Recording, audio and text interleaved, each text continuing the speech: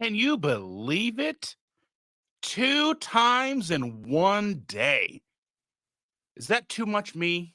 It's probably too much me. But anyway, you don't have to put up with just me today. I have someone else with me to bring over. I have Heath from Hungry Heath. Let's go ahead and bring him over. Tell him hi, give him a warm, wonderful greeting. Good evening, sir. How are Hey, you? yo. How you bees? Doing wonderful. We've got a lot of people Fantastic. in the chat tonight. They're here to see you, my friend. Wow. Y'all gonna make me blush. You're like Stop famous. it. Yeah. Somebody told me that the other day I'm YouTube famous. I was like, I don't know about all that. Well, I was wondering because I saw that Steve from Serious Keto had posted today that he was at Mall of America. And I wanted to know, like, did he get recognized? Because if he didn't get recognized, then none of us are going to get recognized. So I guess none of us are YouTube famous. Right? That's true, too. We've got a lot of great people in the chat. I see Jason, Shauna, Lynn. I see John Gugahan. Howdy. Mama Bear, Lynette, Sherry. So many wonderful people here today. Nan Catlin is here. Wow. Y'all are amazing. Barely Begun is here. Maitreya is here. Charlie, Darth Carnivore is here. So many wonderful people are here. Evelyn, good morning. Good. I'm used to doing this in the morning if you can't tell. Good evening. Jackie's Keto Journey is here. Scrub Tech Carnivore is here. That's why everybody was laughing too that we did this. We set it up this way. You did Shelly first thing in the morning when she's not a morning person, where I am. Well, if you could have done it, we would have done it. But I had to go in at 8:30, and you did what, 2 hours with her? So yeah, that's fine. We're making it work. Right on. So anyway, I want to get into your story because it seems like Shelly, hogs the camera and she hogs the story. So I need to hear from you. I'm joking, by the way, but I still need to hear from you. All right. So you've got MS. Yeah. Can you walk us through that, like how you found out? Because I don't know much about MS. I don't either. Still don't. That's what's crazy about it. Well, I guess I don't know, kind of weird. I'm a 3rd generation cabinet maker, okay? Mm-hmm. And I was working a construction job. My job was I went into the brand new houses, measured them for cabinets, went back and looked at them to make sure all the cabinets were installed correctly, and then I'd go back and do repairs. Well, I was going in to walk a job, and in the early days, I had all my paperwork on a clipboard. Well, this new company I was working for had everything on a little fancy tablet, computer. I guess it could have happened with the clipboard too.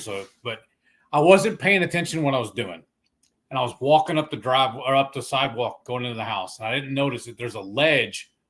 I missed the step going into the front door. I tripped over it, smacked my head really bad. Luckily, the painter was working that day and brought me some rags and a bottle of water to wash my face. Because I'm busting my eye open pretty bad. I still have a slight scar. But anyways, like the next day or two, I had really, really bad vision problems. Went to see an eye doctor, and they told me what my wife's always been telling me. There's nothing wrong with my eyes. There's something wrong with my head. Something internally wrong with my brain. So then they sent me in to get an MRI, and that's when they found I had lesions on my brain, and that's when they determined that I had MS. It was really, really horrible, too, because I'd already beaten a type 2 diabetes by doing keto. So then I feel like everything's going good for me, and then all of a sudden I get smacked in the face with this MS garbage. And the worst part about it is they say there is no cure for it, and no 2 individuals have the same symptoms. What may be good for me is not necessarily going to work for somebody else. They have the same ailments that I do. And if you go back and watch some of my early videos, you'll see where I was wearing an eye patch, and I was definitely walk around with using a walker, and I was able to work my way up to using a cane, and now I don't need either right now. And I really feel like that was all due to me doing DDPY. because that's another thing. I'm a lifelong wrestling fan, and I saw an interview with him and saw the story. If y'all ever get a chance, go look up Arthur Gorman, DDPY. He was a U.S. paratrooper. In the beginning of the video, he's wearing a full body harness, and he's using those crutches that you wear on your arm to help get around. He's using those, but at the beginning of the video, by the end of the video, you see him up and running by himself. And now he even helps DDP structure and do the workouts. And I feel amazing. I really credit one being keto and doing the DDPY with me being active, being able to get up and get around and stuff. Because I had a really, really bad flare up. I don't know if y'all seen me talking about it before, and those of y'all that do follow me and everything, we found out I'm allergic to peanuts and almonds. And in being keto, that's like the number one crutch everybody uses for baked goods is almond flour. And that's what caused me to have a flare up, because like Shelly said, we're real big foodies. We're really big about supporting local diners and stuff. Well, there's a little family-owned pizza joint here that was doing a keto pizza, and they did a special, and I ordered like 3 of them because I'm not ashamed to say it. I'm a fat kid. I love food. That's why it's Hungry Heath. It's not just a clever name. That's really what I am. But anyways, I used to love like cold pizza, so I'd always extra, so I'd have leftovers and everything. Well, eating 3 of them over a week or whatever, I found out it caused a flare up on me so bad so that I had to have a therapist or a nurse come out and do steroid injections for me. And then my neurologist bumped me up because I take an MS pill called Abagio, and they bumped me up from a 7 milligram to a 14 milligram, which is what I'm on now. And I really feel like my diet and my DDPY is what's helped me control my MS and keep the flare-ups at bay.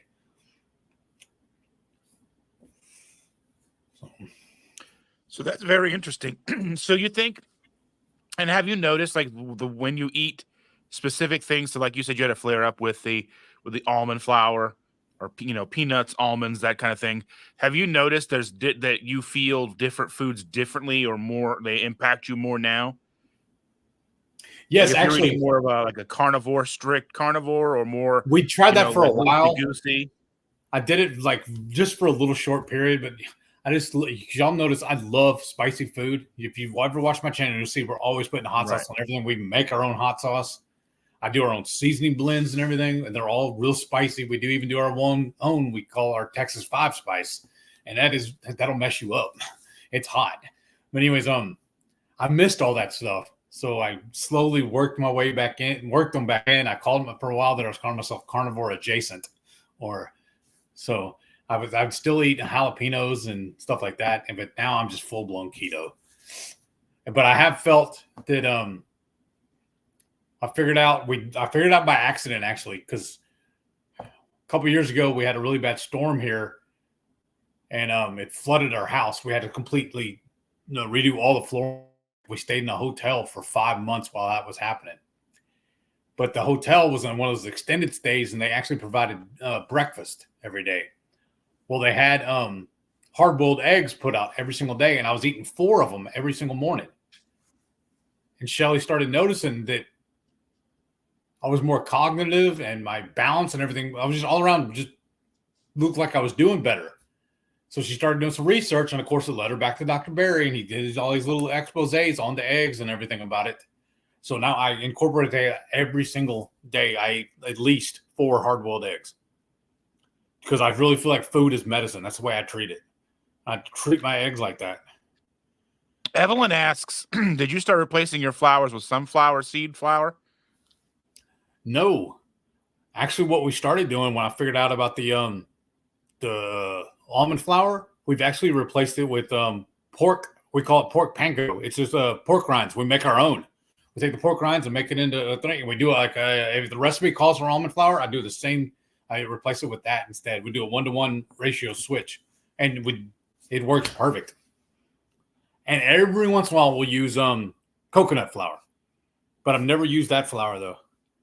The sunflower seed oil. I don't even know if I've seen it in the stores before, but I'm sure. I mean, there's probably we have walnut flour. We've got a pantry full of stuff from over the years. Even some stuff that we tested years ago, they're still in our pantry because it's, throwing stuff away is difficult. It hurts. Even if it's gross. Right. So, yeah, that's very interesting. So, John has a question here. It says, "Are you classically trained chef, LOL?" No. Yeah, that's my little spiel I do with my thing. Thank you, sir. Yeah. No, I learned a quote a long time ago, and it stuck with me. It said, I think it was Picasso that said it too. It said, "A good artist borrows, a great artist steals." So anything you hear me say in my little quips and like that, it's straight stolen. Nothing original. So before this, just before we started here, I was watching Ready Set Keto's Costco haul that they released today. And nice. They have like an intro saying, you guys have an intro saying like something like, Autumn and Richard, they have something that they say every time they make a video or a live stream. And we don't. And I'm kind of curious, do you think do you think that hurts us, helps us, or doesn't make much of a difference at all? With your channel, I don't think it makes a difference at all. Because look at how many channel members you have, or subscribers versus how many I have. You're killing it. I'm still struggling. So I'm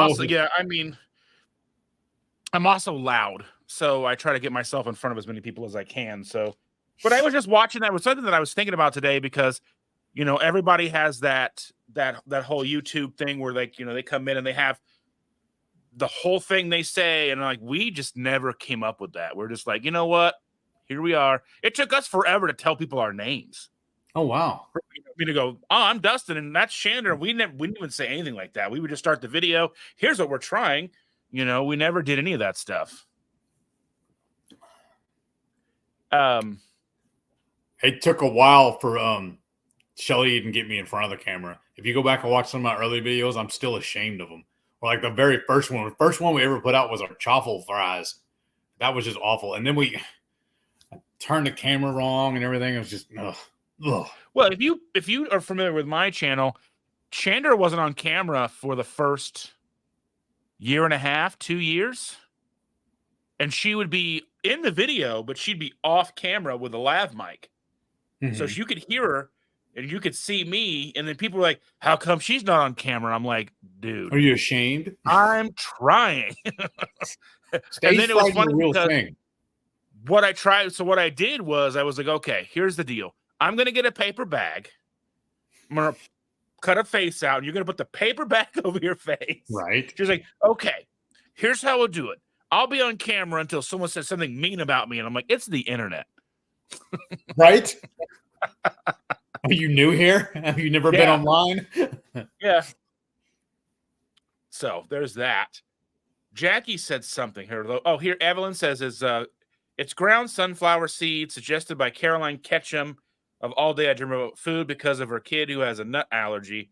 1-to-1 replacement for any nut flour. And they're probably greasier because if like sunflower seeds are very oily. I never even thought about trying to do it that way. That's an idea, though. Look at it this way. You wasted the money, then you bought it. Not yours, not when you toss it. I know. Here with facts. Well, I just felt bad. Like we've always told folks, we had to clean out our pantry and a fridge and everything 3 times to get all the toxin out of here. And here I am giving it away to my sister and my nephews and niece. And I'm like, well, here's this free. I love you. I mean, it just kind of bothered me. Well, we did the same thing. We did the same thing with almost 10 pounds of the cheapest margarine you could get. Like the 79 cent a pound margarine, the Imperial margarine. If you've seen that before, yeah, it's basically plastic butter. Yeah. We gave all that away when we purged everything. And I'm thinking, shouldn't we just throw this away? And she's like, no, they'll use it. And I'm like, so. Like one of our favorite grocery stores here in Houston is HEB. And they do the thing where they call it a combo loco, where you buy certain things, they give you freebies. like mostly store brand stuff, but a lot of it's all just garbage. But they have a barrel up by the registers where they donate to the needy. Whenever we get those freebies that we're not going to eat, that's where they go. I go put them in the barrel. Yeah. That's just the thing. Like, I feel bad about like food pantries because you know that people aren't giving good quality. I mean, they're giving what they think they're giving is good quality. The thing is we give such a hard time to, in something that, your wife and I talked about today was, we give doctors a hard time, we give nurse practitioners and all these, all the healthcare professionals such a hard time because they're telling us the wrong thing. Well, it's like in their head they're telling you the right thing. It's what they've been taught. That's what they've been taught. They think, they're trying to do good. Doctors are taking the Hippocratic Oath, do no harm. And we see what happens. And so I think about that stuff with food pantries and, people donating macaroni and cheese and ramen noodles. I remember at work years ago, we had this food drive and we had to collect so many items of food for the food drive. So our team basically like life hacked it and we all just went and bought like $30 worth of ramen. It was like 10, 20, 10, 12 people on our team or whatever it was. And we had thousands of items because we gave away all this ramen. And I think, in hindsight, I'm like, what a dick I was. Well, you didn't know any better. That's my biggest things now is when I look at it is when you know better, you do better. No, every day is a new day, so you just try as best you can moving forward.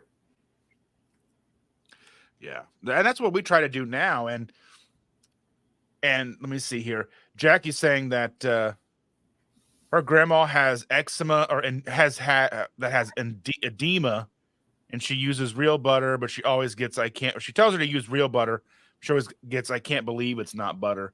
For the longest time, I bought the Olivio stuff because I thought it tasted great because it had olive oil. But yeah, so one thing that Shelly was telling us today was her side of her story, that arduous journey, with going from the cruise ship, having that story. And one thing I would like to hear is kind of a little bit of, kind of your side of the story, because you guys were separated for like 3-4 days, give or take. And I'd kind of like to hear your side of it, like what was going on in your mind, what was going on in the ship. How were you able to handle being away from her? Well, we had these table mates that we sat with every single night. We became really good friends with them. There's two couples we were still friends with, still talk to pretty regularly. We're friends with one of them on Facebook now. It was really bad because it's one thing being separated from my wife. They'd be okay. Like it wouldn't be as bad if we were here on stateside. Like, if she was like at the hospital or something here. But I was in a boat in the middle of the ocean and she's in a foreign country by herself. It was really doing a number on me. And I didn't know what was going on. It was very, very nerve wracking. And luckily I had those folks there to talk me through it. And like she told you too, she ambushed me when I got back and told me that I had to do this. So I tell everybody she made me go keto. That's why she is the warden. And I mean, that's kind of what happened with us. So Chandra and I had discussed, weight loss surgery for myself. And her being an RN and working on a floor where she would see the complications coming in a year, 2, 3, 4 years later, after people have had their weight loss surgeries, things like coming undone, just things not healing correctly, not even people doing it wrong, just the natural course of this kind of surgery. And she's like, that shouldn't be what we go with first. Let's try anything else. And that should be the last thing that we try. So we went and we started doing low carb. She did low carb with me. The kids went low carb begrudgingly. They didn't really have much of a choice. And, even though we didn't know what low carb was, it's early 2016, mid 2016. And, keto is kind of gaining steam, but it's not quite what it is now.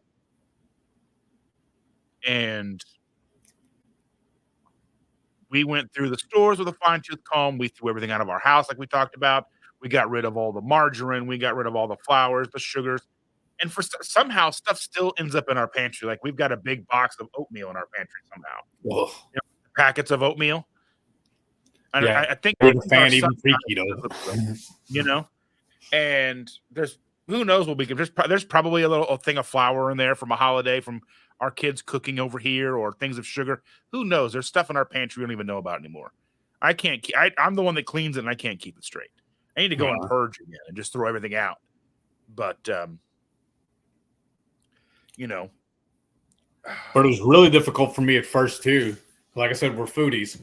My favorite foods have always been burgers, pizza, and tacos, which is bread, and bread. So that was a little struggle at first to get past that. It was really hard. I was buying all the keto breads and stuff at first because I couldn't wrap my brain around how to eat a burger without having a bun. I was like, that's sacrilege. How do you do that? That's no. Same thing with tacos.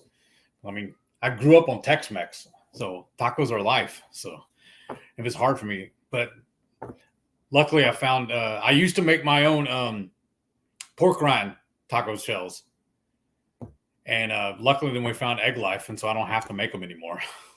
Those things are a godsend.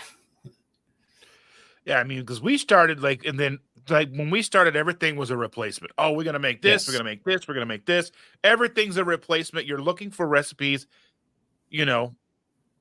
Thankfully, even at the time when we were doing it, there was, I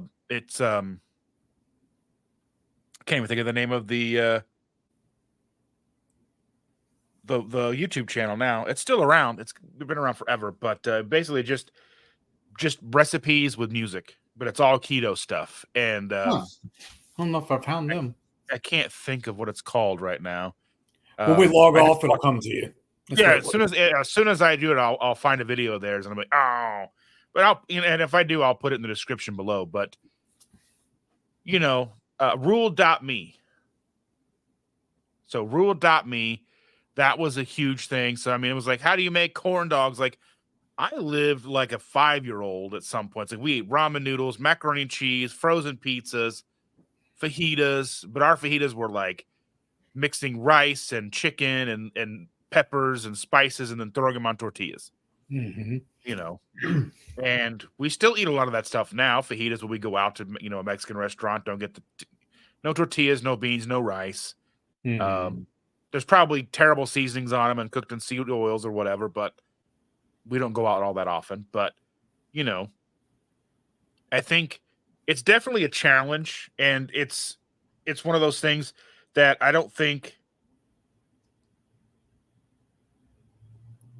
it's one of those. So like, you and Shelly did this together. Shander and I did this together. Our kids came along because they didn't have a choice.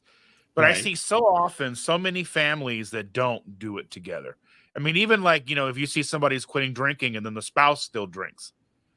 Yeah. And, there's just so many weird things like that. I was like, I just don't, like, that doesn't compute with me. Like, how could you, I mean, even if Shander was like, you know what, I really need to go vegan. Would you go vegan with me? She wouldn't ask me that. But if she did, I'd be like, all right, I guess, you would do it. I would probably talk her out of it, but I would do it. But I mean, it's like that's that family support, the community support that we have here. All the people that come in just to hear your story and hear me talk week after week, So that's definitely something. So one thing I want to know more about you, Heath. So I talked to your wife today for about 2 hours. And she, basically gave me all the ins and outs of her and you. But I kind of want to hear more from your perspective. Well, like I was saying, I'm working in construction. So I was on the job all day. I was in my truck. So when we first started this, I wasn't exclusively keto. I wasn't sold on it. I thought it was just another fad diet. And I was a type 2 diabetic. I was taking metformin at the time. And when I wasn't at home, when I was on the job, I was still going to the drive-thru, hitting the Burger Shack and going to Taco Bell or whatever. eating off the food trucks, the little taco trucks driving around the job sites. I was still eating everything, anything I wanted to. I didn't care. The wife's not here. She can't. What she didn't know doesn't hurt her. But when I was at home, when we were cooking, or if we did go out to eat, I was keto. I didn't have a choice. And it wasn't until my doctor called me and told me that I needed to stop taking my metformin because I was no longer a type 2 diabetic that could actually hurt me. And I think I'd only been, excuse my language, I was only half-ass keto for like maybe 6 weeks. Just doing that let me reverse my type 2 diabetes. And I think she had mentioned earlier for y'all that I was pushing close to 500 pounds. When I first got on the scale, well, when we first started, we didn't have a scale. When it was several weeks in before we actually got one, I was topping over almost 450 on that. So it tells me I was probably close to 500, if not more, when we first started. I mean, I was wearing a size XL long shirt, 53-inch jeans, and a size 13 shoe. Well, this is a 3X shirt, flannel. Look how big it is on me. Only reason why I'm still wearing it because I'm cheap and I don't want to buy a new one. This is obviously too big for me. And I've lost so much weight from doing this. And I had not set out in any way, shape, or form. I did not set out to lose weight. I did not do this for that. But I'm down to a size 11 shoe now. I've lost 2 shoe sizes from doing this. And a little known fact about me: when I was 2 years old, I had spinal meningitis, and it left me deaf in my left ear. Well, when I went to the ear, nose, and throat doctor for my eye and everything, also, they figured out that I'm not completely deaf in my ear like I thought I was. And growing up, one of my uncles, him and my aunt, actually taught sign language and sold hearing aids. They tested me and everything and said that I'm completely bone deaf in this ear. I've always told people this is just for decoration. It doesn't actually work.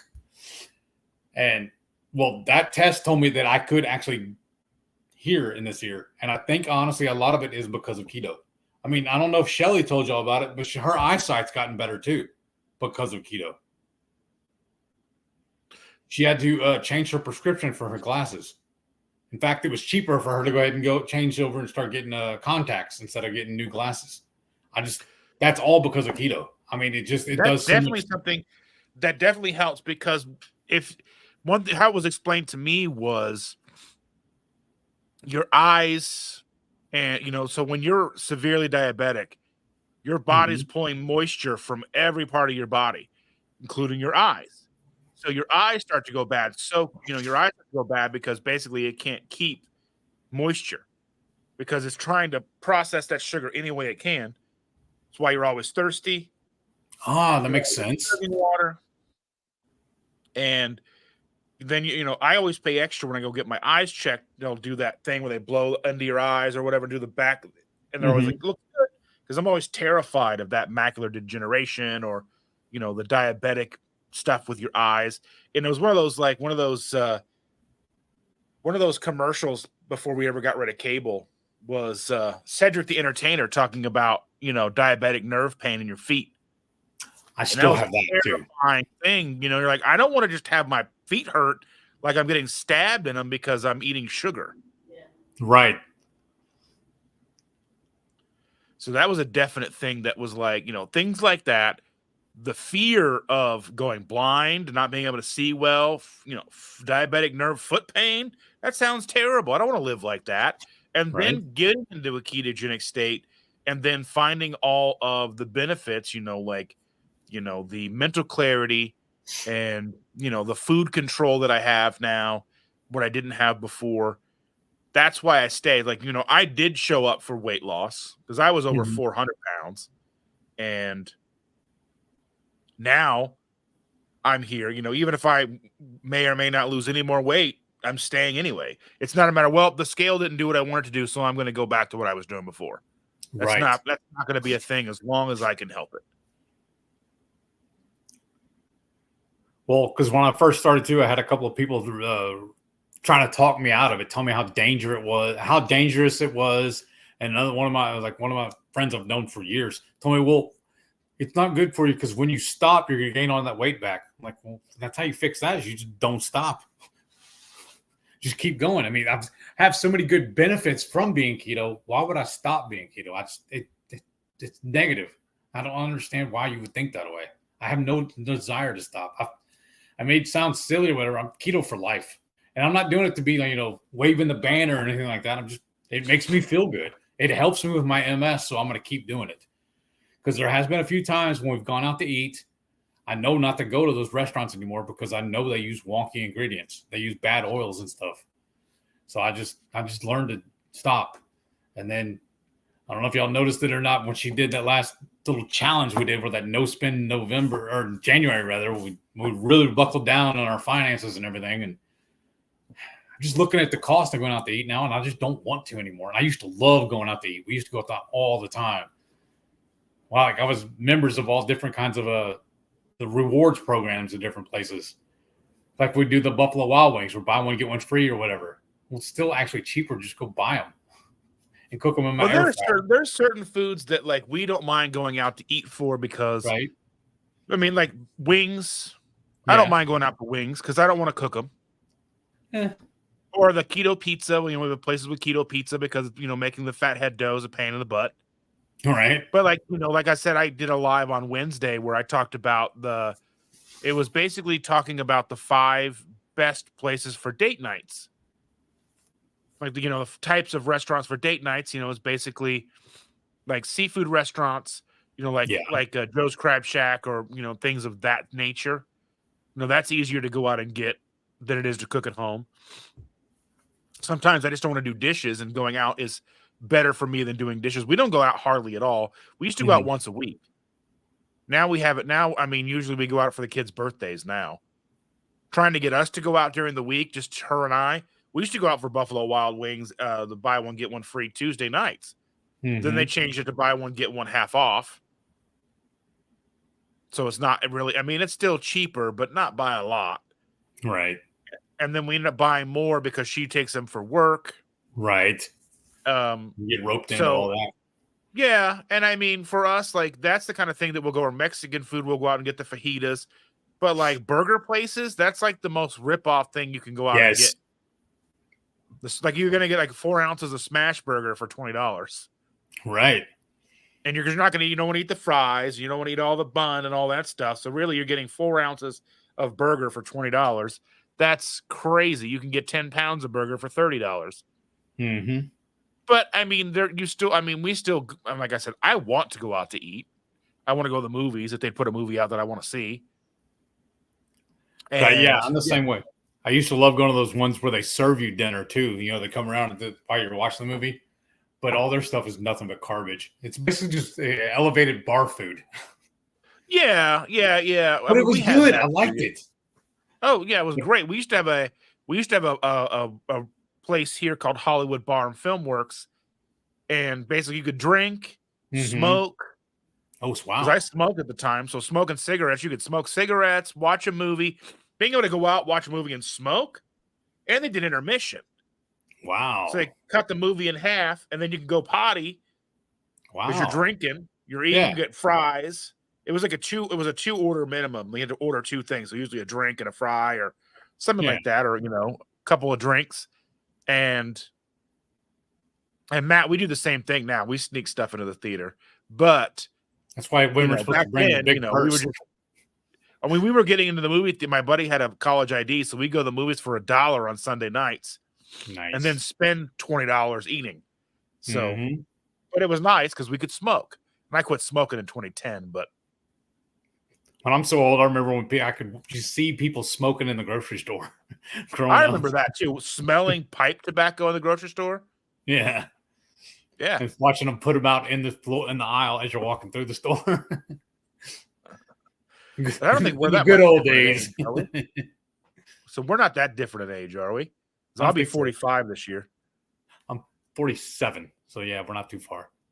Yeah.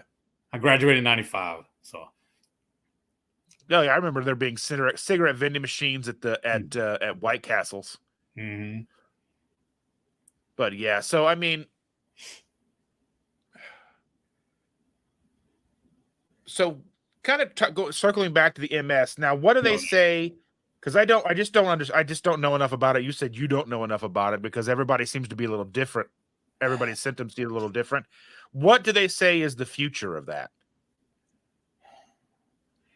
they don't know either. That's the biggest problem. I'm actually learning it on my own. Shortly after, because like we told you, or she mentioned it with it. I tell everybody, I sent that thing to you earlier today. That I wrote that up. I do what I call berry method keto. I followed, because like I said, she forced me into this. She was watching his videos all the time. I'd put my headphones on, I'd watch something else, but then she just kept on. I overheard a couple of pieces of it. And he did everything. The way he talks is very down to earth. He reminds me of the guys I used to work with when it broke me into the cabinet business. My dad, my grandfather's cohorts, and he just breaks everything down in layman terms. And he just wore me down. So I tell everybody I follow his advice. So when I was diagnosed with MS, I had reached out to him via Instagram, and he told me what I needed to do is go as low carb as possible, even carnivore. So that's what I tried for a while, and it really, really worked. So that's what I try and do now too. I'm still of the generation where it's a meat and three sides. That's how you make your meals. So I feel like that's what I do. I mean, if you watch my videos where I'm eating breakfast, I eat those hard-boiled eggs every morning. I've even had people on the last cruise come up to me and said, "Hey, I'm eating your breakfast," because they were getting the hard-boiled eggs the same way I'm doing them. So I don't know. I think I'm all over the place. I apologize. I'm trying to answer you better. I'm just No, rambling. that's fine. That's fine. I'm just Because it gives me an insight to you, and that's what I want. So, because I got a buddy of mine. His neighbor has MS too, so he tried to sync us up together so we can pick each other's brain, help each other. And I've told him that I feel better eating a meat heavy diet, but nobody has ever talked to him about his diet affecting his MS. None of the doctors have ever done that. But he told me that he noticed when he does eat like steaks and eggs and whatnot like that, he doesn't have the flare ups as bad. So he started incorporating a more meat heavy diet on himself too. And he's not keto, he's still eating a sad diet. So it's all a learning process. I just figured out what works for me is just, like I said, just eating mostly meat. I'll make sure I eat the meat first and I fill it all in with everything else. so Shelly's put in here. She says, MS is deteriorating of the maline sheath of nerves. He has the progressive kind, which means over time his nerves get worse and could end up in wheelchair. Yeah. Could. The only good thing about that, I've had 3 MRIs since I've been diagnosed. The last 2 MRIs have said there's no new lesions, which is a good thing. And in fact, my neurologist has set it back where I only have to see him every 6 months instead of every month. He said I'm doing that well. So he told me whatever I'm doing, keep doing it. And like I said, all I'm doing is eating a meat-heavy keto diet. So I guess you'd call it ketovore, I guess. And then doing my DDPY. I wonder how much diet plays into those lesions in the first place. And it has to have, I mean, there has to be some correlation, whether or not it's causation or not, but there has to be something where the last couple of weeks or a few months, I was talking about it on my, because I know every week I put out what I call my MS journey. It's another thing she forced me to do. I need to start talking about it, she said. So I put one out every week talking about my trials and tribulations and how I'm doing with my MS and everything. But I had a really bad flare up. It was kind of weird. I had my left arm started bothering me. You ever have that feeling like when your leg goes to sleep on you or something, you had a little tingle to it a little bit? It was like, it didn't hurt, but it was a constant sensation on my arm and it would not go away. And the only thing I could figure it was the diet sodas I was drinking them. I was basically chain smoking them, going back to back, one after another. And when I did triple B and E for a month, cut them out, and it went away.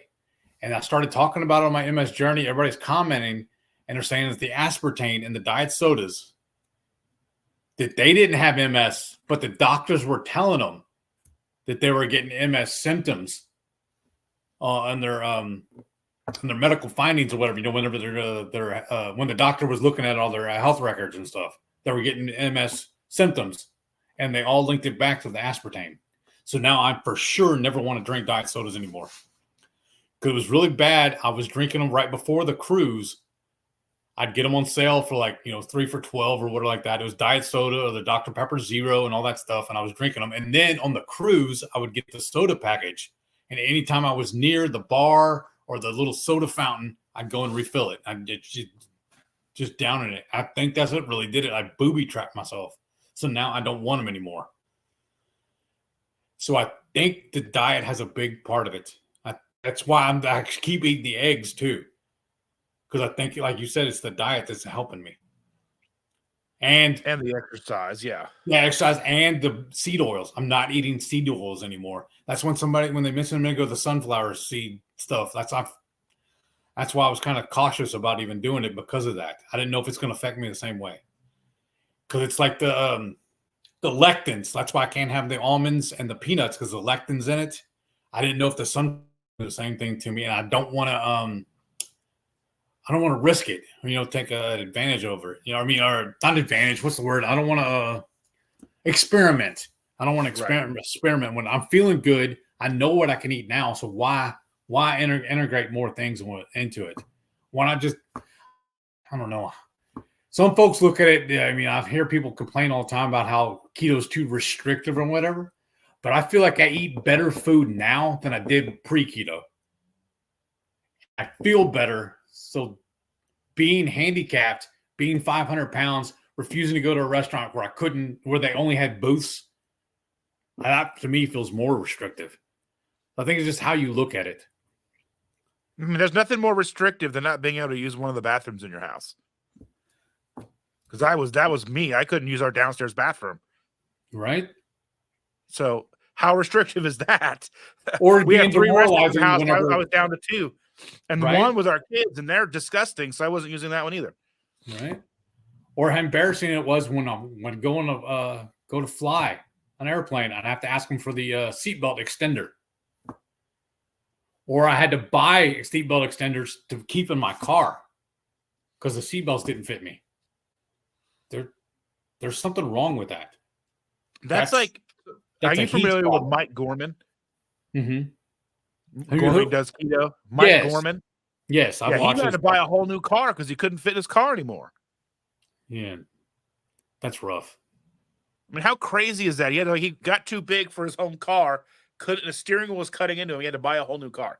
I'm hoping to get him on here one of these days. He has his own Fat Guy podcast. Yeah, I've listened to it several times. Guy or something like that. Yeah, because he's lost a lot of weight doing this too. And he's done it like 2 or 3 times. Yeah. The hotel we had to leave because we've had that. So she's talking about a hotel where you guys were staying where you couldn't use the restroom. We rented a house in Colorado, and they had just remodeled the house, and we go in, and they tucked the toilet in between this wall and the shower, but it was so narrow that even Shander had to sit to the side. I couldn't fit in. I couldn't reach to do the stuff. You know what I mean? Right. So, that's the most embarrassing thing there is when you get to the point where, or even at work, I had to be careful which stall I was using. Yeah. So I had to use public. You have to use the handicap. You can't use the normal one. And there's only one of those in the bathroom. If it's full, then you're hopefully you got some time. Right. But back then I was, on the verge of photo finishes all the time. You know what I mean? So it's just things like that I think that it's like, you've heard the saying before, choose your hard. Is going keto difficult? Sure it is. Giving up sugar, giving up cereal and pasta and all that stuff is difficult. It gets easier, but also at the same time, struggling to breathe at night, not being able to use restroom in your house, almost pooping yourself because you can't get to the right restroom you need. That's hard too. Or like me on the job sites. Only place to go is the porta cans, and those are nasty and they're small. So You got to adapt and overcome. But life may, So that's just my thing that's why I'm not afraid to talk about the embarrassing, the shameful aspects of being big, right. because a lot of people don't even think about it. And it was Mm-hmm. actually Gormy who was talking about his chest plate deforming because he was so big. And I Ooh. had noticed that too, like the bottom part of my sternum kind of dips out. And I was like, well, Yeah. it didn't used to feel like that. Now it does. I'm like, and then I heard him talking. I'm like, oh, I was so big it caused my bone to deform. Wow. It's slight, but you can feel it. And I never felt it before. But there's little things like that, like, or not being able to tie your shoes, or, Oh, yes. I used to not be being that able to way buy too. clothes. Like, I used to buy all my clothes at Kmart. They went out of business. What would I do now? Well, I was even worse because I always had to buy mine at the big and tall store. Oh, So and they're you're just always there to paying rip you extra. off. Yeah. And then I fall into their trap where they send me the little coupons in the mail, and I go use them to buy more shirts and everything. But yeah, if I felt like it was basically self-sabotage. I did this to myself. So that's why I don't want to go back to eating that way, especially as good as I feel now. And I feel like it's helping me manage my MS. So I know what foods to avoid now. And then I don't know. I just feel like I make better decisions, better choices now based on that. It's like I heard y'all earlier. I was watching the replay a little bit while I was on lunch, and I don't even know where I was going with it now. I'm sorry, man. That's More okay. embarrassing. I have too much going on in my head. I'm too nervous too, and just remembering all the horror of going through that with her. It's like even on the plane, I was still ordering the burger with the bun and eating it all. I'm like, I'm still on vacation. I'm gonna live it up. But looking back on it, that was just silly. There's no reason for that. It Really, is it what did is he such get? a strange thing, though. Like, it's like such a strange idea that just removing the bun is gonna make Mm. things better. It seems so insignificant. Or like just that little bit of ketchup, or the French fries, the things that we've grown up with, because we're from the generation that when McDonald's didn't have free refills on their sodas, and their largest was a 20 ounce, and serving size on a 12-ounce can of Coke said 2. Mm-hmm. You know what I mean? No one ever split it with somebody. I'm sure they did, but it wasn't the norm. But just the way we grew up, like my mom was a person that we grew up poor, Mm-hmm. and she wanted to make sure that we ate enough. But it was poverty food, so we ate a lot of poverty food, which in turn Mm-hmm. is a Government thing, cheese. like, carbs, sugars, Mm-hmm. cheap foods, you know, and, just that kind of thing, like just how we grew up leads to, then you think, oh, and I'm going to go out to fancy dinner, and you're eating all these things. I'm having all the sides, and I'm going to get the bloomin' onion, which I can't go to Outback without getting a bloomin' onion. I'm sorry. Yeah. I shouldn't, because we don't go to Outback very often for that very reason. So I know if we're going to Outback, I'm getting a bloomin' onion, so we just don't go. Right. I've heard several other people say that too. The reason why they don't go there. Because it's difficult. It's like going to Red Lobster and not having a Cheddar Bay biscuit. That's true. So just don't go to Red Lobster. I know that seems so silly, but like that urge for that stuff is so strong. Just have one. Just have one. But it's never just one. They're It's gonna bring one refills. dozen. Yeah. And we haven't been to Red Lobster in forever. We don't really go to the chain stores anymore. Mm-hmm. But that's just the thing. Like that's a realization point you have to have with yourself.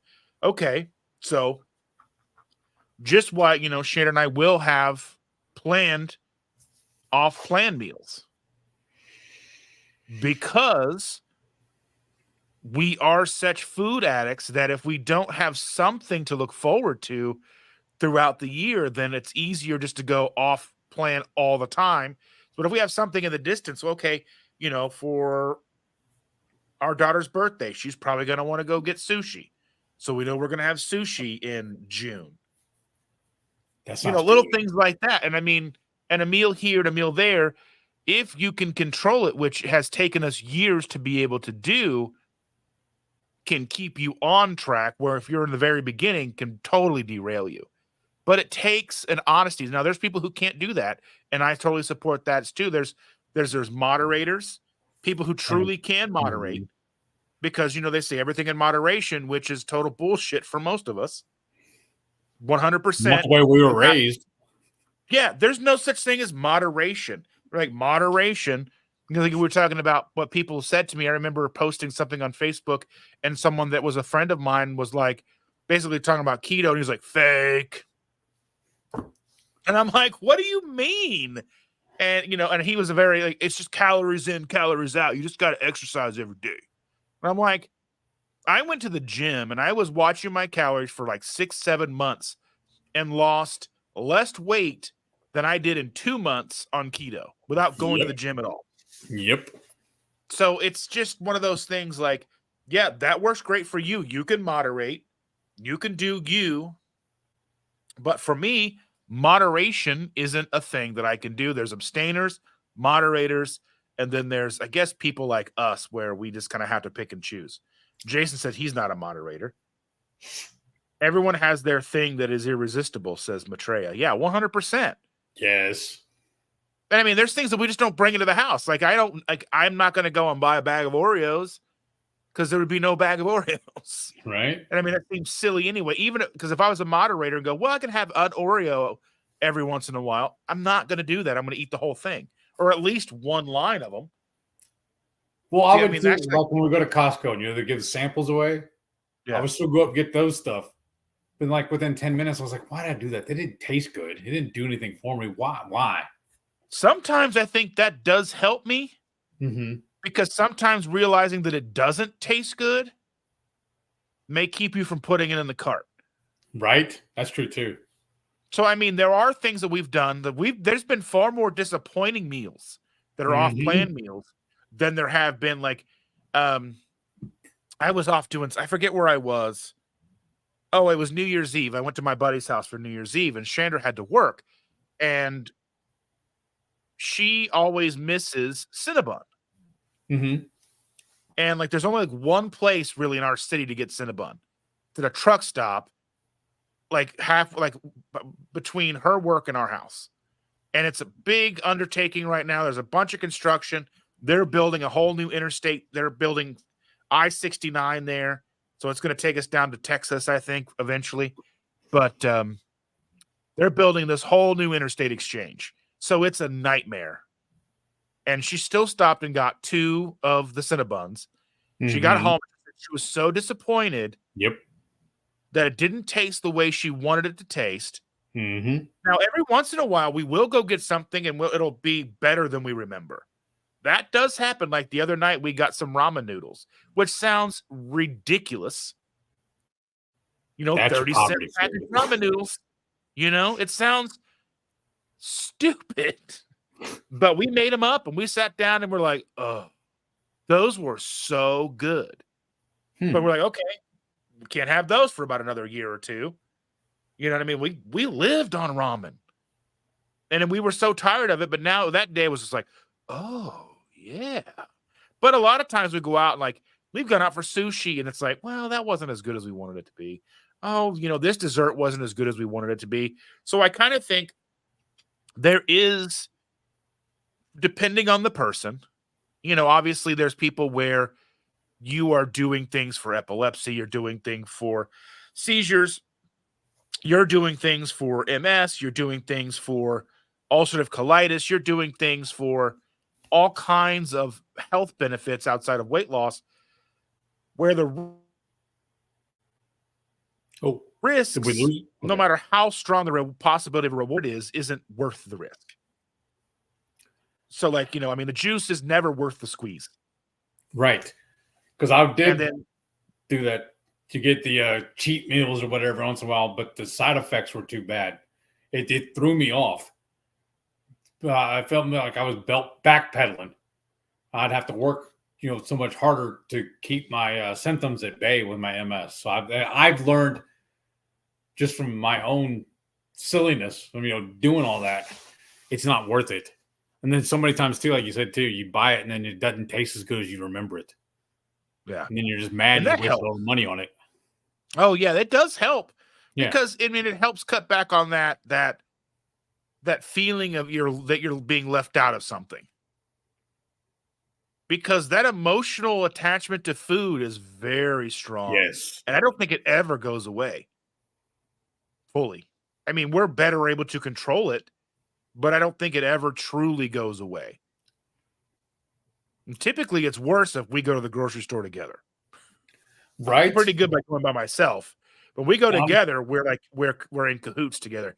Oh, we walk by things that won't bother me, but she'll be like, "Oh, that looks good." I'm like, "Do you want to buy it?" And I'll put it in the cart.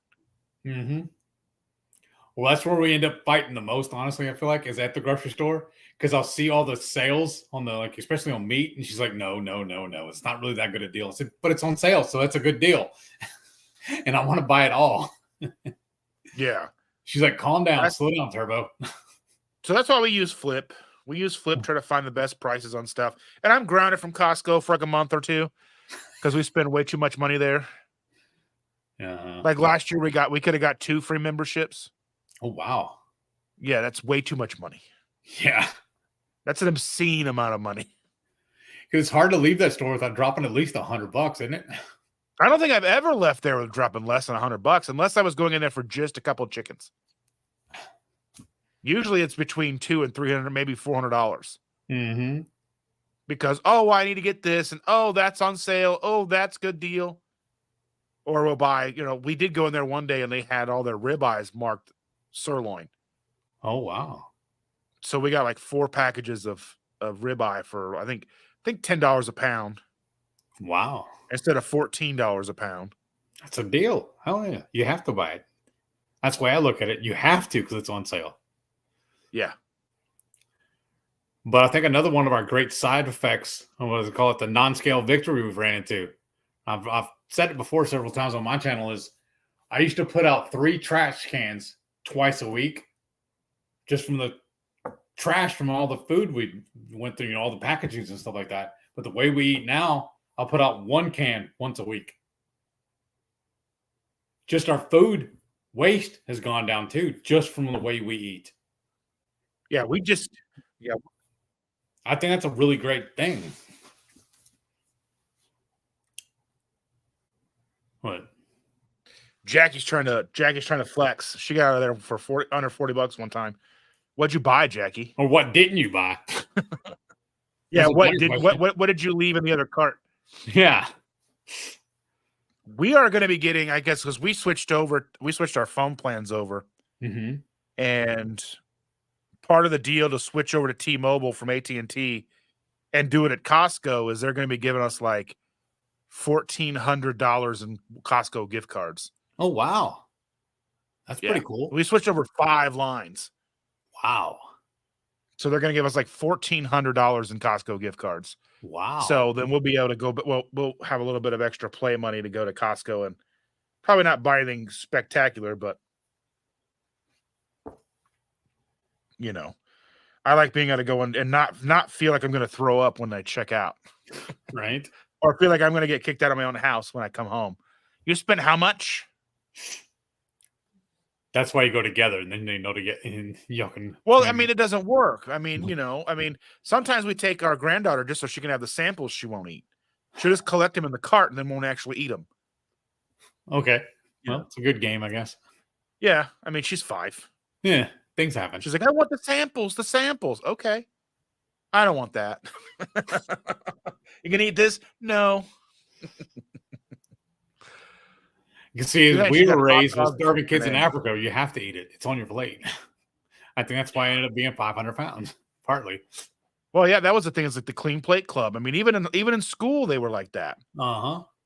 Like, in elementary school, if we wanted to buy a 25-cent ice cream bar, you couldn't get it unless you ate everything on your tray. Really? Yeah. So I mean, like so you knew you could plan your days. You were going to have ice cream because there was stuff on your tray that you'd eat. Well, I'd eat all that. Okay, and I can get ice cream that day. Or if your mom or my mom would pack me a lunch. My mom used to pack me lunches until she realized we got free lunches because we were poor. So it was like a bologna sandwich and like a juice box. Or maybe sometimes there was a bag of chips in there. I mean, and it's probably a toss-up between what was healthier, that bag of chips and the bologna sandwich, juice box, or what they were putting on the tray. Right? Still all carbs and sugar. So, yeah. Sharon says Costco's a 2.5-hour round trip for her. That's terrible. See, that's what's bad for us. We have 3 of them within 30 minutes of us. We've got 5. Wow. Now you're flexing. So I mean, there's a new one we haven't been to, and it's probably closer to 45 minutes from us. But we've got one 15 minutes from us that's new. That's a newer one, and then there's one on like more north side, and there's one more south side. But I mean, they're all within about 35 minutes each of us. I don't know. It's just we live in a weird spot. Mm-hmm. It's like Indianapolis is a big circle, so because we've got 465 that goes around. Just get on it and keep going forever. Yeah, we have that, and we call it the Beltway. It's a big loop around Houston. We actually have 3 of them. I think we end up having 5 tollways around Houston. It's fun. So I never get the kitty litter from Costco because it's scented. So I don't get scented kitty litter because it can give your cats urinary tract infections. Oh, really? Yeah. So we get we go to just Tractor Supply and get they have like the big huge buckets for like $15, like the 35-pound buckets for $15, like their brand, and they're the unscented clumpable. So we just get that because we've got 3 cats and 5 litter boxes. Wow. And then one cat still poops on the floor, so I don't know really what to do. We get our brisket from Sam's Club. We have a Sam's Club membership, but we didn't even know we had it for a long time until we noticed that it had re-upped itself. And we're like, oh, we have Sam's Club still? I didn't think we had that. That's we haven't been in like 2 years. One thing I do like about Sam's Club is the check and go, where we pay as you load the cart and do it on the thing. I wish every grocery store did that. That'd be so handy. Yeah, I wish. I mean, Costco said they would never do that, which I don't understand why. Because I mean, all you got to do, they're just going to look at your app. How many things did you buy? How many things are in the cart?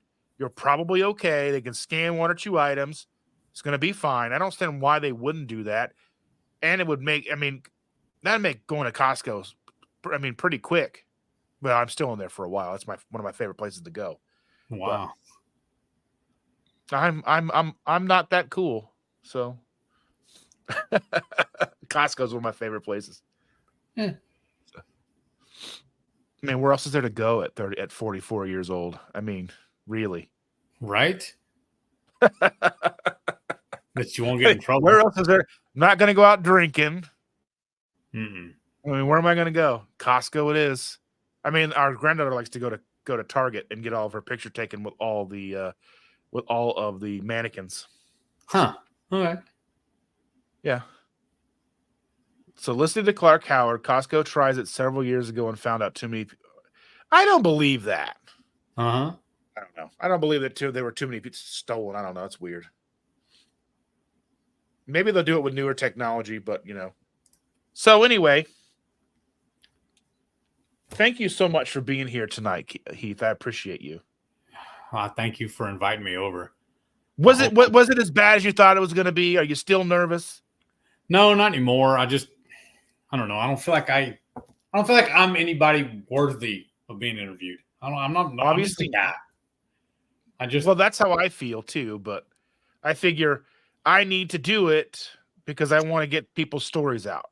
Yeah. And everybody's story has something significant to somebody. So your MS journey, your idea that the thing that you're showing with, the food making a difference, changing your diet, living this lifestyle, losing all this weight. I think that it is something extremely important for everybody to hear. There's so many different stories. And that's what I want. That's what I want to use this platform for, is to have these stories so That's people pretty could, cool. because not everybody's going to find your channel. Not everybody's going to find my channel. But if they do, then they're going to find you. They're going to find everybody else. So That's I hope true. that this helps everybody. What do you have coming up? Anything you want to talk about? Just about the channel, our channel, we do a weekly. I do it every Friday night. We do our Friday night feast, because that's my big thing. Is I like with the Hungry Heath, my Friday night feast. I have an affiliation or an attraction for alliteration. I love it. That's why I love Taco Tuesday, stuff like that. I know it's silly, but. And then we do a monthly cook along with our channel members too. And Shelly puts a lot of work into that too. We will develop a recipe. We'll do 3 or 4 practice runs with it just on ourselves. Do great pictures of it, and do up a huge recipe card to send everybody. And then we do the cook along together. And then like a month later, we'll release it to the general public. Put it on the channel too. But everybody else the channel members get the first dibs on it and everything. And then they finally talked me into making a Facebook group too. So it's called the Hungry Heath, the Hungry Horde, because that's what I call our group, our fan base, or we call it the Horde. So we started the Facebook group, and then several people are very, very active in the chat for it as well now too.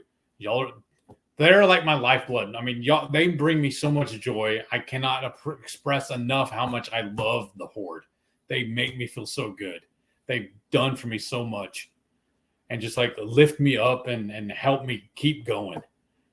There's been so many times I just wanted to quit, and especially when I had the bad flare-ups with the MS and stuff, I was like really, really got dark days, and they were the ones that lifted me up.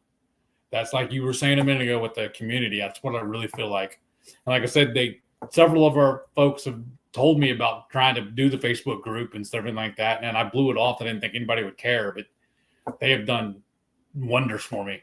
They were so right that they finally talked me into doing it. So that's why we set it up. And if those of y'all that tune in early on Friday nights, we do a little trailer at the very beginning where we're showing off all the members, all their food creations. Because yes, Shelly and I are keto, but our channel is not per se. Everything we cook is keto, but we feel like it's a cooking channel first, keto second. Kind of like we don't put as much emphasis on the keto as much. I don't feel like anyways. So I feel like it's accessible to anybody as long as you like cooking. So, and that's really what we like to do, is cook. In fact, like I said, with me being a cabinet maker, when we first got together, one of the first things she did was have me redo her kitchen. This is the house Shelly grew up in, and I moved in with her because I actually lived about an hour south of us. And she roped me into moving in. And I redesigned her kitchen. And in fact, one of my buddies would help me do it. And he pulled me off to the side. He goes, "Hey man, how long have you been with this girl? Here you are rebuilding her house." And I was like, things happen. But we designed it so we can cook together, because we really do love cooking that much. That's why our main focus on our channel is our food. So I feel like I'm rambling again. I'm sorry. That's perfectly fine. But I love it, and I love the community, and I love that community aspect of everything. Yeah. And I try to join in on Friday nights whenever I can. And thank you again to you and your wife for being here with me today. And I appreciate you both very much. And we'll see you guys soon. I'll be here tomorrow, 7:30 a.m. Eastern Standard Time, with my big cup of coffee, talking with all of you wonderful people that decide, or who were awake, to hang out with me. Today was a lot. 2 full episodes, a double feature, if you will. But again, thanks so much to Heath. I appreciate you so much. Thank you, sir. Thanks for having me on. Everybody's excited that you're here. Oh, you were wonderful. Thank you so much. And I'll see all of you wonderful people in the morning.